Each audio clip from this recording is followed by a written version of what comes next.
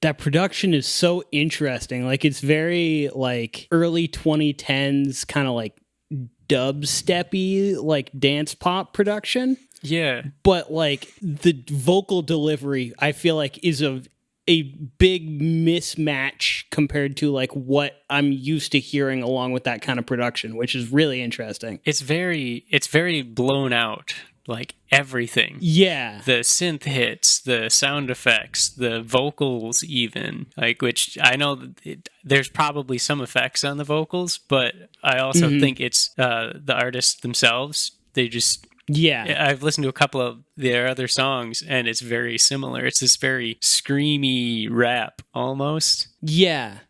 I almost like delivery. Obviously, I can't speak to exactly like the way that, you know, it's being spoken, but as far as like delivery, it kind of reminds me of like Tekashi 6ix9ine, like that kind of like aggressiveness that he delivers all of his stuff in. It's kind of like that a little bit. Well, it's funny that you say that because the lyrics are very similar to something that he would produce. You know, it's very much very kind of gang banging type of stuff. Yeah, but more so towards like mumble rap. A lot of there's a couple of mentions of, you know, lean and parties and things like that. Okay, but of course that was also run through like Google Translate, so who knows how accurate that is.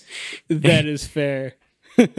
Yeah, and with the blown out production a little bit, it also kind of leans a little bit hyper pop in a way too, which I think is neat. Not quite as auto tuned, but it reminded me, like at first listen, it reminded me of 100 gecs.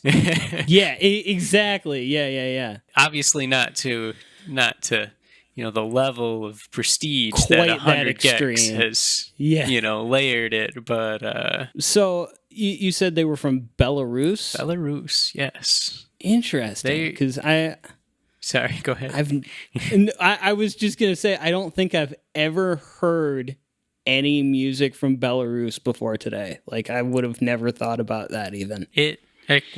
So I guess one problem with the Spotify top 50 is it's just purely based on the location that you give Spotify. So like you may probably have noticed this. The actual play counts in those lists were in most cases pretty low, but then you go to like the artist and it's like, oh, well, there's, you know, 2 million listens on this song. Why is it only like 70,000 in this country? And it's like, but it's because it's such a small country. Yeah. I also noticed that going through a lot of American artists are definitely have a presence on there. You'll see like Ed Sheeran and Harry Styles a lot. I forget what country it was that I was looking at, but it was like literally the entire new Bad Bunny album was like in their top 50, which I thought was kind of funny. I'm like, some people over there are just super obsessed with this album. I say the last time I went through the top 50 of different places around the world, Ed Sheeran had just released an album, and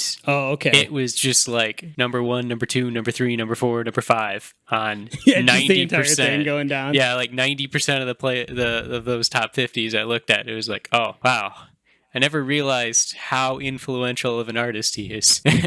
Yeah, right. Just has that reach. So moving on to our next destination around the globe, I have a singer-songwriter from Thailand called Stamp is the name that he goes by. And roughly translated, this song is called If You, and it's a duet.